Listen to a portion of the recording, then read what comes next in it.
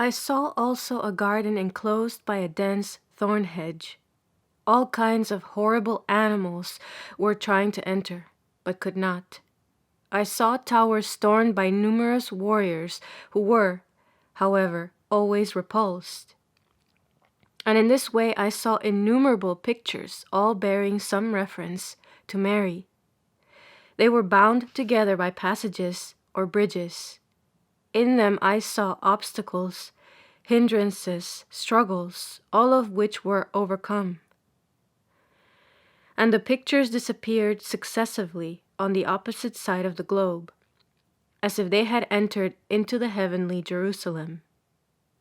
But as I gazed at them, dissolving in the interior of the globe itself mounted on high, and I saw it no more. The angel now removed something from the Ark of the Covenant, though without opening the door. It was the mystery of the Ark, the sacrament of the Incarnation, the Immaculate Conception, the consummation of the blessing of Abraham. I beheld it under the appearance of a luminous body. The angel blessed or anointed Joachim's forehead with the tip of his thumb and forefinger. Then he slipped the shining body under Joachim's garment, and it entered into him, how I cannot say.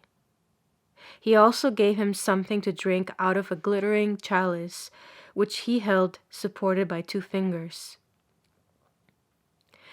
The chalice was of the same shape as that used at the Last Supper, but without a foot. Joachim was directed to take it with him and keep it at his home. I understood that the angel forbade Joachim to reveal anything about his holy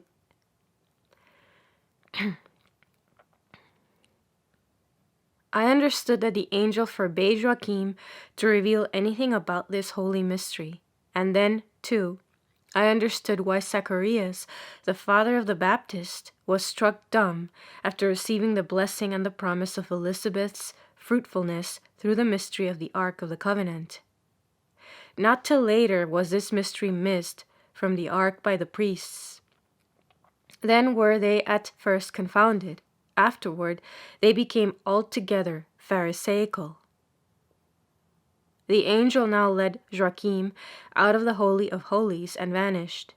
Joachim lay on the ground like one stupefied. I saw the priests enter the sanctuary, led Joachim out reverently, and placed him upon a seat that stood on a raised platform, where usually only priests sat. The seat was almost like that used by Magdalene in her grandeur. They bathed his face, held something to his nose, and gave him to drink. In short, they treated him as one in a swoon. Joachim was, by virtue of what he had received from the angel, quite radiant. He looked as if he had returned to the bloom of youth. Joachim was afterward conducted by the priest to the entrance of the subterranean passage that ran under the temple and under the golden gate. This was a passage set aside for special purposes. Under certain circumstances, penitents were conducted by it for purification, reconciliation, and absolution.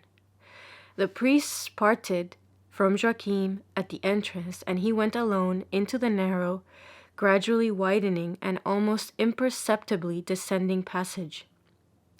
In it stood pillars twined with foliage. They looked like trees and vines, and the green and gold decorations of the walls sparkled in the rosy light that fell from above. Joachim had accomplished a third part of the way when Anne met him in the center of the passage directly under the golden gate, where stood a pillar like a palm tree with hanging leaves and fruit. Anne had been conducted into the subterranean passage through an entrance at the opposite end by the priest, to whom she and her maid had brought the offering of doves in baskets, and to whom also she had told what the angel had revealed to her. She was also accompanied by some women, among them the prophetess Anna. I saw Joachim and Anne embrace each other in ecstasy. They were surrounded by hosts of angels, some floating over them, carrying a luminous tower like that which we see in the pictures of the Litany of Loreto. The tower vanished between Joachim and Anne, both of whom were encompassed by brilliant light and glory. At the same moment the heavens above them opened, and I saw the joy of the most Holy Trinity and of the angels over the conception of Mary. Both Joachim and Anne were in a supernatural state. I learned that, at the moment in which they embraced, and the light shone around them, the Immaculate Conception of Mary was accomplished. I was also told that Mary was conceived just as conception would have been effected, were it not for the fall of man. After this, Joachim and Anne, praising God, turned toward the outer gate of the passage. They went under an arch into a space like a chapel, where numerous lights were burning. Thence they passed to the gate, where they were received by the priests who accompanied them back. The temple was all thrown open and decorated with garlands of leaves and fruit. Divine service was performed under the open sky. In one place stood 8 pillars at some distance from one another, and over them were twined garlands of green. Joachim and Anne went for a while to one of the priests' houses in Jerusalem, and then immediately journeyed homeward. I saw them in Nazareth holding an entertainment at which many of the poor were fed and presented with alms. Joachim received numerous congratulations upon the acceptance of his offering. Upon their arrival home, the holy couple published the mercy of God with feeling, joy, and devotion. From that time, they lived in perfect continence and in great fear of God.